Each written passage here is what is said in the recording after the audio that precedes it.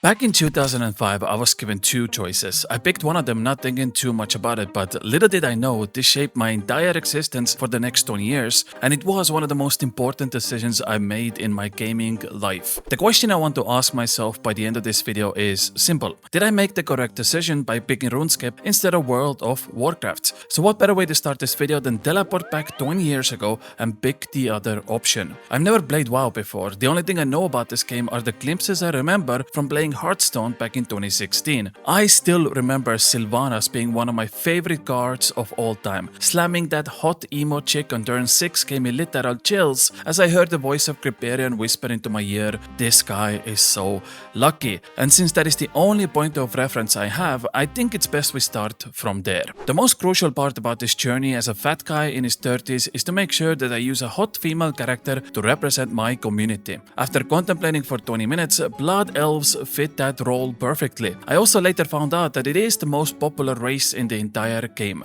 I wonder why. Next up, it was time to pick a class. As a first-time player, it feels like this is one of the most important decisions you'll ever make. And not only will it decide who you are as a person, but it will also stick with you for the rest of your life. Then I remembered those old Facebook personality quizzes everyone used to do, like what's your favorite band, or what superpower you have, or what type of bread you are. By the way, I am sourdough if anyone wants to know. But I was thinking, why not take a personality quiz for my World of Warcraft class as well? Maybe it will help me figure out what I want to play. I found this 65 question test that asked me the most profound questions I've ever heard in my life. And by the end of it, this was the result. There was 3 classes that got the highest scores: Rogue, Shaman, and Hunter. I ended up picking Hunter because visiting the official Blizzard webpage for playable classes, it specifically said that Hunters are very good at solo play. Since I was planning to do all the leveling on my own, it seemed like the most reasonable choice at the time. Once I got into the game, I spawned on a boat in the middle of nowhere.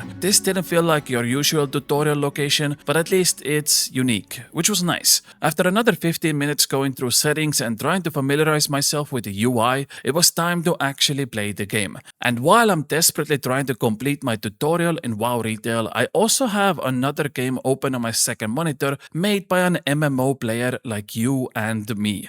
Look, I already know what you're thinking. Another mobile game that has predatory ads and monetization systems, and to that I say no, this one is actually different. Not only does Idle Obelisk Miner have absolutely no ads, but it will also never ask you to spend any money for benefits. Idle Obelisk Miner was made by a Runescape player, so it follows that exact dopamine gameplay loop where numbers go up and you feel satisfied with your progression that you never lose. Even though the core gameplay loop is simple, the depth of content this game offers is actually quite steep. There is this massive skill tree that offers tons of content, and you will continue to unlock new features even after playing for months. My personal favorite is the collecting style gameplay loop that a lot of MMO players enjoy. You can collect pets, you can collect cards, there are even small minigames within the game, so if you have that completionist mindset where you want to 100% a game, this is definitely something for you. I am completely addicted to this game. It is without a doubt one of the most content-packed idle games on the market. And it's available right now on any mobile device. So if you're looking for an idle game that respects your time, there's a link in the description. Go try it out because it's awesome. Thank you so much to Idle Obelisk Miner for sponsoring this video.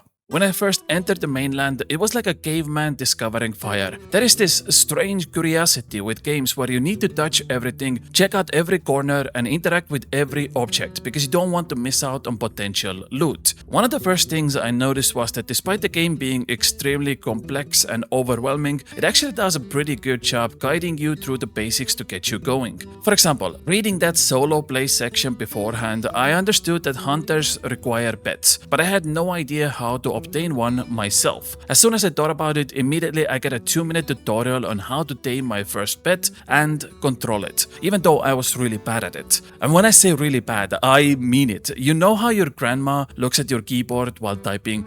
That's how I felt like in my first couple of hours. I used my mouse to click on the spells, I constantly had to look at my keyboard to make sure I pressed the right buttons. I felt like a boomer trying to fit in with the young kids. The game itself, at least the tutorial part, was extremely extremely goofy. At one point I was blasting these magical boars with an electric shocker and watching other players ride into the sunset on their motorcycles while they were honking their horns. But then 5 minutes later I'm fighting these colossal bosses that have a description like terror of the skies. And talking about the bosses, I actually sort of like that the game immediately introduces you to bossing. I'm gonna compare the two games a little bit in this video, but up until recently with the release of Brutus, you could easily go like 50 hours into your gameplay without touching a single boss in RuneScape. So the fact that during my tutorial I already got to beat these low-level bosses was a nice touch. It gives you that feeling of adventure that MMOs are supposed to give you. After using my mouse to click on my skills and defeat Kaleskos, I finished the tutorial, which took roughly about 2 hours. Now you could most definitely do this much faster than I did, but making a video and trying to absorb that first time experience is part of the process, which means everything you do will be slower, and that's okay.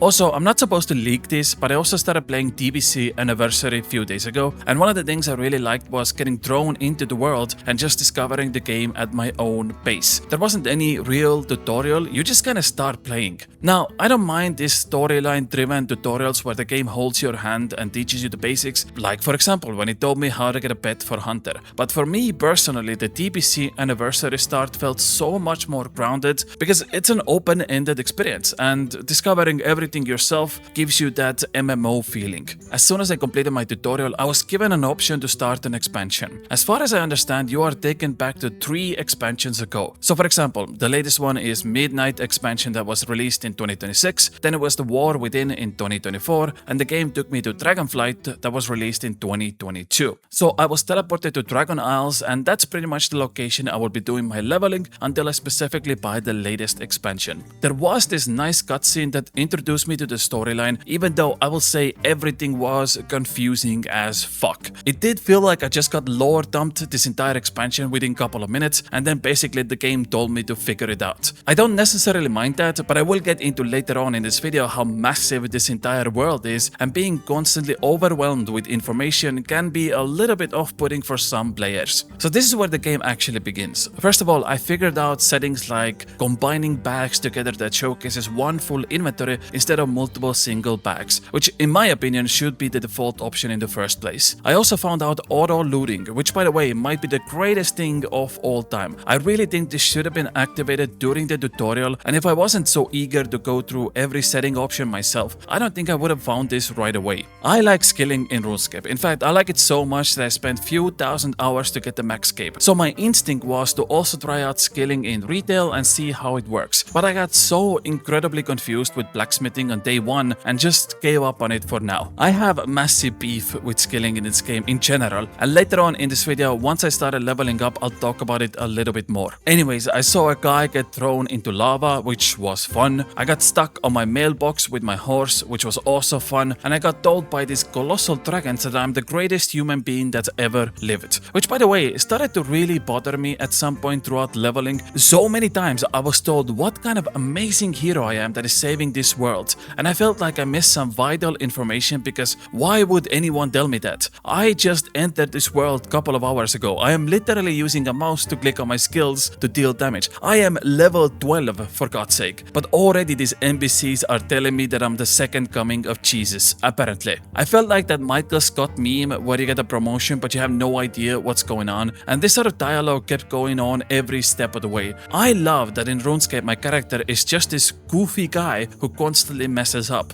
My character doesn't understand what's going on, is extremely oblivious most of the time, but despite all of that he still tries to do the right thing. That is character development. In World of Warcraft, everyone is the greatest human being that's ever lived, and all I'm thinking is like, really? I can't even take care of myself. How do you expect me to save the universe every couple of hours? I think it's fine in a fantasy setting, but I personally enjoy a more grounded and gritty storytelling rather than NPCs stroking my fragile ego every step of the way. Nevertheless, I get to level 15 and this is where I unlocked my first flying mount. Now, in the last couple of weeks, I found out how important mounts are in this game and how different everyone's opinions are about them. First of all, I want you to just look at this spectacle of me trying to understand understand how flying works and somehow managed to make myself dizzy in the process. I spent 20 minutes riding into walls, missing my objectives, and being extremely confused until I finally started to get the hang of it. But what I noticed going through hours of content while playing the game is that veteran players usually think that flying mounts fundamentally change the game for the worse, and new players absolutely love them. I saw this soda popping argument where he said that flying mounts don't make you interact with the world, which should be a core foundation for an MMO.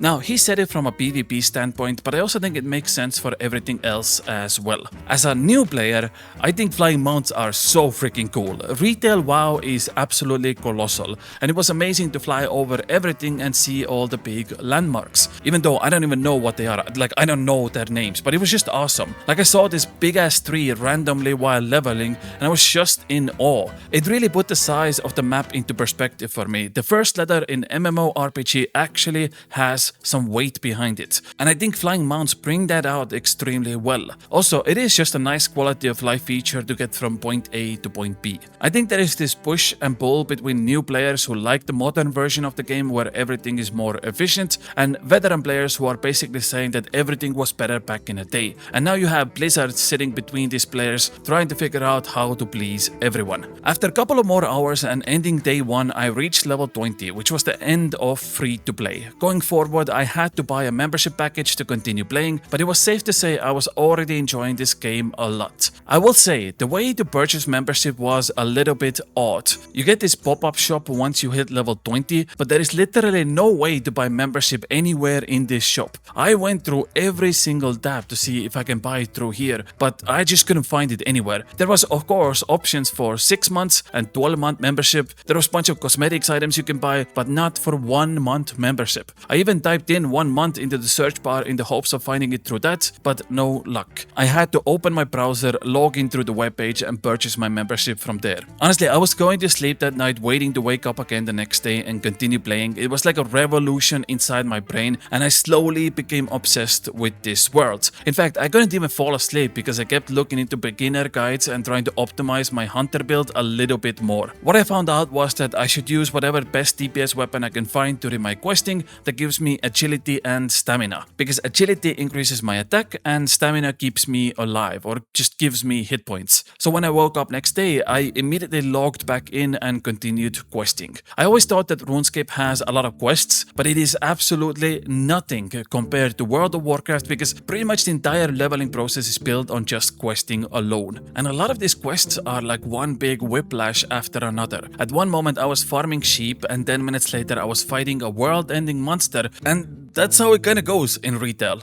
Like I said, during my tutorial phase, I do like that the game offers you options to fight different varieties of monsters with so many unique mechanics. Also, is this just me, or do players get invited to guilds randomly? This happened to me twice, where I was invited to a guild with people I had never interacted with. My spidey senses immediately started tingling, because usually this means somebody wants to scam you, but I think people just want more guild members and there's no requirements to join. That's it. Anyways, I joined the guild, but this day I still haven't said anything, so I'm patiently waiting to be kicked out at any moment. Other than that, day 2 was quite eventful. I continued questing, and right before I was about to go to sleep, I got access to my first dungeon, I think. I'm not sure how you would call this. I had NPCs basically carry me through the entire thing. I thoroughly enjoyed the experience, and I feel like these beginner dungeons for new players are simply put here so you get hooked until you get to the end game. After completing a couple of dungeons, I went to sleep and continued the next day. Chat, I have a question, chat. Can somebody please tell me in the comments what am I doing wrong here? I saw a golden dot on my minimap where it basically said come here and defeat this boss.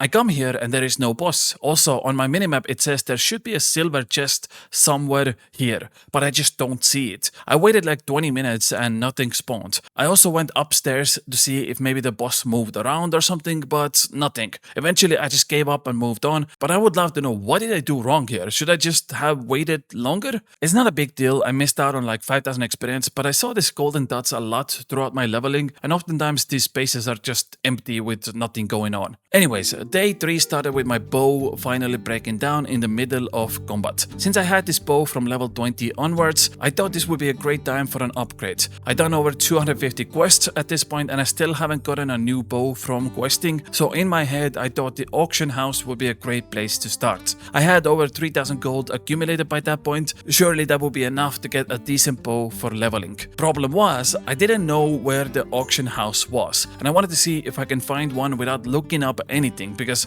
so far I've googled literally everything about this game. Now, don't laugh at me. Okay, you can laugh a little bit, but I promise this was genuinely my thought process of finding an auction house. Firstly, I went to Wingrest Embassy because logically that's where I started my account, so it made sense to me that there would be some type of player market here. I walked through the entire thing, talked with every NPC, but couldn't find anything. Next up was Obsidian Throne. That seemed like a massive place where I visited on day 2, so I went through the entire town talking to every possible NPC and absolutely nothing. Next up, I decided to visit Skytop Observatory and talk to everyone there. I did accidentally find out how to repair my already existing armor and weapons, so at least now I have a working bow again if I can't find the auction house. I kinda gave up on trying to find it after about 45 minutes, and my thought process was to just continue questing, and I stumbled upon it accidentally at some point, so I decided to fly back to my quest completion stop across the world, and while doing so, I discovered the biggest castle I've ever seen in my life. I don't think there is any more clear sign that there is something definitely going on here. So I fly in, start talking to all the NPCs, and of course the first option that pops up is about auction houses. So if there's a takeaway from this, I would just give up and things come to you anyways. After finding the auction house NPC, a new window pops up and I type bow into the search bar. Now I am terrified to mess this up, but again, my new player thought process was that I'll just buy a bow that is either purple or blue color and closest to my level that gives significant DPS increase. So I found this lava bow for 500 gold and just went with that for now. Couple of days later, I did end up asking my friend about upgrades, and he basically said you're gonna find new weapons while questing anyways, so not to worry too much about it. So after spending 1 hour to get my bow upgrade, it was time to continue questing. And then it happened. In the middle of nowhere, doing random quests for random NPCs, there she was. I was like that Leonardo DiCaprio pointing meme in real life, beaming with joy. Sylvanas is real and she can hurt you. This honestly motivated me to continue playing for another 9 hours that day. Favorite quest so far. 10 out of 10, no notes. I love Sylvanas, my favorite character. As I'm continuing with questing, I slowly start to realize how important skill order is. It's not about just pressing buttons to deal damage. It's about pressing those buttons at the right time. And your DPS simply could increase by like 5x if you do everything correctly. So understanding when to press my buttons was a big revolution for me. And it was really satisfying to see my DPS increase by just changing the order of when I'm pressing my buttons. Now, I did know about the one button rotation going into this game, but I specifically chose not to use it at any moment because I wanted to understand the rotations myself. Anyways, I finished day 3 around level 50 to 60, give or take, and I also found out my favorite quest so far. I have no idea how I stumbled upon this quest. I'm not even sure I'm supposed to be here because I went through multiple portals and I ended up in a city I've never seen before. Also, during my entire gameplay, I never went back to this place and I still don't know what it is. But there was this awesome spy mission where you had to be super stealthy and try not to get caught. I just love going through the entire city and trying to sneak past the guards. It was amazing. I just loved it. But if we're talking about my favorite questline of all time, well, that's easy. It was this NPC who kept sending me around to different dimensions to buy random housing items. Every quest was go buy this one chair or buy this one lamp, and every time I went to a completely different location I'd never been before. Like there was this bolt chair that looked like a toilet and I had to buy it for 10 spare parts. All of it led me down this path of discovering new locations that I've never been to, and I probably wouldn't even know it existed had I not accepted this quest. I imagine this doesn't mean anything to already existing players, but for me it was a great way to find new locations and just have fun exploring around. Also, I found out there is this NPC called Chromie, but I never really found her in game, and I wonder if I did anything wrong because I would have loved to go through other expansions as well and understand more about this game. Overall, I'm still very much learning some of the things hard way, like for example, you should not press dismount in the middle of flying. Ideally, not a situation you want to be in, but we're getting there, you know, one step at a a time. Day 4, I spent roughly about 16 hours just questing. It was time to lock the fuck in. As I was getting closer to level 80, I tried to balance my gameplay in a way where I keep leveling up, but also try to explore every region and just have fun. I became a Dark Ranger, I slayed another world-ending monster, I played some Pokemon with pets, and I completed 500 quests in total. By the end, I had played close to 50 hours in 4 days and I got to level 80. I was mega addicted to say the least, but that's where things started to also get a little sticky. Just a few days ago, I finished my free trial and bought subscription. Now I'm level 80 and if I want to continue playing, I have to buy the latest expansion, and I feel like this is a good time to talk about the monetization of this game. I freaking hate it. I swear on Sylvanas, this game is only for rich people. Blizzard is so unapologetically scummy about their monetization that I honestly freaking respect it. I could not stop laughing when I went to buy the Midnight expansion and I saw that the Garden Gnome collection was on sale for $15. And people must be buying this because I don't think they would just put them on sale for no reason. Selling in-game assets to put into your own house is just brilliant in the worst way possible. Also, just a side note, it's interesting that US prices and EU prices are exactly the same despite the currencies holding different values. Like for example, let's say you buy the highest tier of Midnight expansion, which is $90. For EU, that's 90 euros, but 90 euros is actually worth $102. So if you buy Midnight expansion from US, it's just cheaper, despite the fact that both get the same product. But you know what's funny? I told this entire situation to my good friend Runescape, who is another YouTuber and has played World of Warcraft for over 20 years. I told him how insane Blizzard is with their monetization, with FOMO sales, insane prices, and much more. And he said, yeah, Blizzard just said fuck it and monetized everything in their game and people are still buying it. So I asked him, like, do you think this is sustainable or are they just milking it for fast profits? And he gave me the funniest answer ever. I've been fucked by their monetizations for 2 decades now and I still log in. So I guess it does work. Blizzard has figured out how to make money with their video game and I'm not gonna judge them for it. And after I sold my house, my dog and my car to buy the newest WoW expansion, I realized this is just the beginning. As soon as I activated Midnight, it was so funny that the gear I spent the last 50 hours upgrading was completely meaningless with the new expansion. Did you get attached to these upgrades you spent a lot of time obtaining? Well, say goodbye to all of it because none of it matters anymore. It was kind of funny because I just ended Dragonflight and of course once again I beat this world entity boss and now suddenly 20 minutes later my gear is so bad that I can't even beat a normal sheep in Midnight expansion. And the lack of gear I now had really made me struggle with the campaign quests at the beginning. I just kept getting overwhelmed by mobs and dying over and over and over again. It was actually quite frustrating. But once the newest expansion gear upgrades started coming in, I could immediately feel the power level of my character going back to normal. One thing I haven't talked about is the cutscenes. I have never in my life seen so many different beautiful cinematic scenes in a video game. I must have seen dozens of these cinematic videos throughout Dragonflight and Midnight, and all of them were absolutely beautiful. Honestly, if this is where the Garden Gnome collection money goes to, I don't even mind that much. It was awesome. Side note, Battle for Azeroth is my favorite cinematic of all time, mostly because it has Sylvanas in it, but it's also just so freaking cool, even though I don't really understand what's going on there, but I just like the cinematics a lot. Also, I don't really care about graphics. After all, I spent the last 20 years of my life in a game that looks like this, but I must say, adjusting my graphics level to maximum and just flying through Silvermoon and a few other places were absolutely beautiful. And even after 50 hours, I was still just looking at the game and just smiling. I also got introduced to housing, and I can definitely see why somebody would spend $7.50 on a cosmetic pink tree. It wasn't really for me, but it's probably really fun for casual players. It's like playing Sims in Azeroth.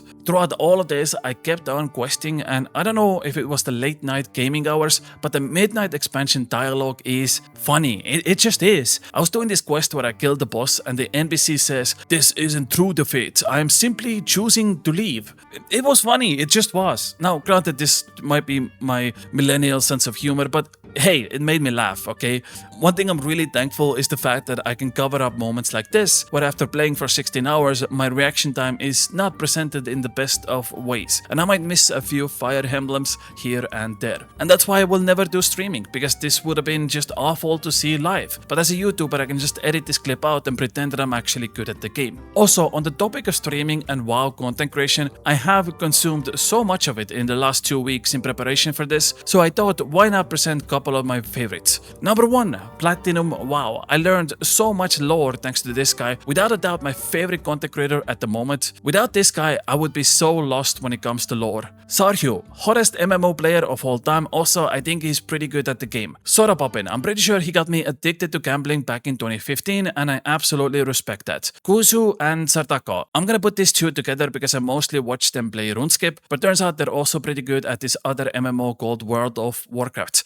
Peekaboo IRL, I'm pretty sure that guy is racist and hates women, but he's really good at WoW, so there is that. And that's it. If you can recommend me other creators, I would love to watch them all. I have absorbed so much content, but it doesn't feel enough. Day 5 continued with grinding quests. I also found my first delves at level 2 and 3. I really like that you can solo this dungeon by yourself. The difficulty is attached to you only. It did feel like a nice diversion to normal questing. After I was done with my delves, I got sucked into this vortex of skilling related quests, and this was one of the first times where I felt really disappointed with the game. I wish WoW Retail would give skilling experience through quest completions. I understand the game is like 99% PvM and PvP, but I do think the game could benefit a lot from giving skilling experience through questing and actually incentivize people to learn these skills through questing. Like I did this entire quest line that revolved around woodcutting, planks, sawmills, construction, and so on. In my RuneScape mind, I'm like, oh, great, maybe this is the quest line that helps me start midnight woodcutting skill or something like that. Nope, it just gives combat experience like every other quest. It's not a big thing. I don't even know if woodcutting exists in this game, probably not. I do occasionally go find woodcutting dots on the minimap, but even those give combat experience for some reason.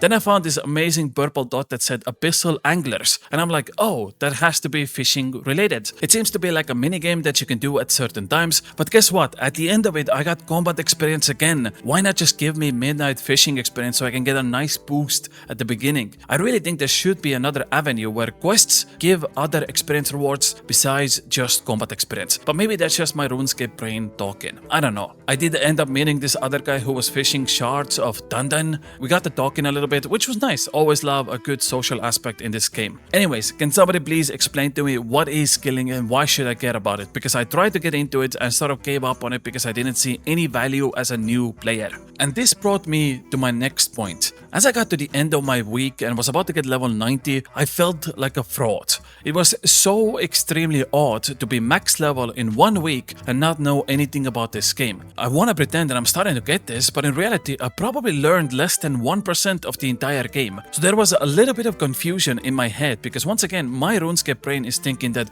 if you're max level, you probably understand the game pretty well, but that is just not the case with WoW Retail. That's why it always feels like every story has to lead to an end of the world scenario. Once again, I come back to the beginning of this video where I talked about more grounded storylines in general. In my opinion, I don't think every campaign needs to have a Superman god who's ready to destroy the world. Sometimes it's okay to just have a normal dude who's kind of an asshole. And because the stories were so grandiose, I personally got lost in the sauce so many times. The questlines within smaller areas all made sense to me. Like I really enjoyed the Harandar zone with the jungle team, but the overall wider narrative was just jumping from one place to another, and it requires extensive understanding of the lore. So if you're a new player who's not familiar with 2 decades of lore, it could become very convoluted. I don't necessarily know how to fix that. From my understanding, it feels like there's no bigger conclusion to the storylines in Retail. One bad guy loses, another one replaces them in the next expansion, and we have this perpetual stew that's been brewing for the past 20 years, and Blizzard keeps adding more ingredients into the stew. Also, this is just a personal beef, but finally, after doing like 1,000 quests, I got to level 90, and it was an amazing moment. I was really happy with the overall arc of the game, but I only had 50% of the latest campaign completed. Now, this might be a little bit my fault because I did a bunch of side quests as well, but also, I'm a new player. Of course, I'm gonna do side quests. I want to explore this entire world. I want to talk to every NPC and go to Pokemon battles with pets and go farm some sheep and kill a bunch of bosses. Getting lost in this world is what MMOs are all about. But that also meant I leveled up my character way before the campaign had ended because all of these interesting side quests also gave me experience. So here's my idea. If you get to level 90 and you're still not done with the campaign or just questing in general,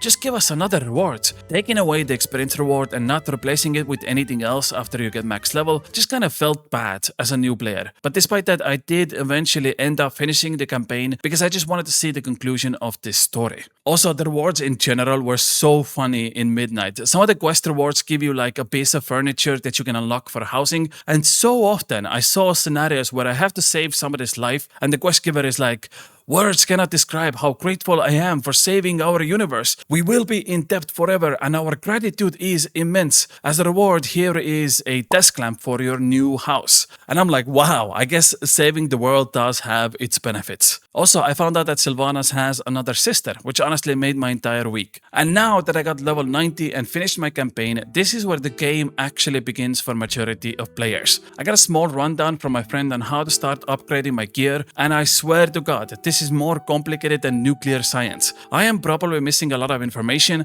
but as a guy who's played for 1 week, this is how I understood the gear progression in retail. There are essentially 2 ways you can upgrade your gear. The way Blizzard wants you to upgrade and the correct way. By the time you finish your campaign, you should have around level 200 item level, at least for now. Don't worry, none of this gear actually matters in a couple of months and all of the progress you make is meaningless.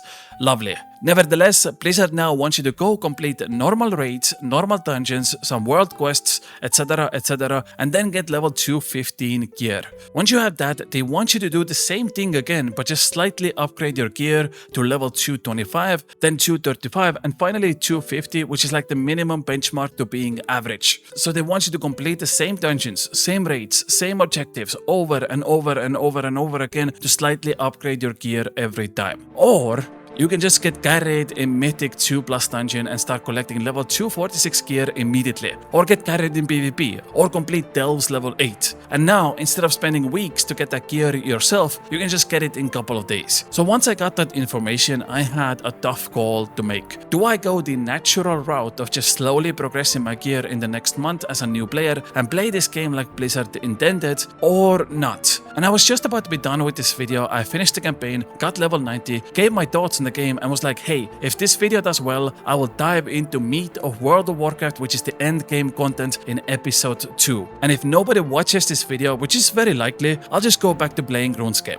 Just when I was ready to upload, my friend asked me if I wanted to get carried one single time in Mythic Dungeon just to get a feel for it. And I think that was the biggest mistake I made with this game so far. I got so incredibly addicted to endgame content that I ended up delaying this video for much longer than I needed. Of course, my friend carried us through the entire thing. I felt like a noob. I accidentally attacked the mobs before our tank could tag them. I think few players also died, including me. I wasn't even using my spells correctly, but my point is that it was awesome. I didn't get any loot, but I found out there is this system where people give away their loot if they don't need it. There is this command where you roll for the loot, and my teammates ended up trading me a level 250 item after I rolled the number between the 2 best numbers of all time. Lucky me, I guess. I went to sleep that night and I dreamt about getting level 250 gear like my life depended on it. I wanted to go to Silvermoon and show off to everyone my purple gear that I didn't have yet. It was an obsession like you never seen before. And once I woke up in the morning, that is all I did for the next week plus.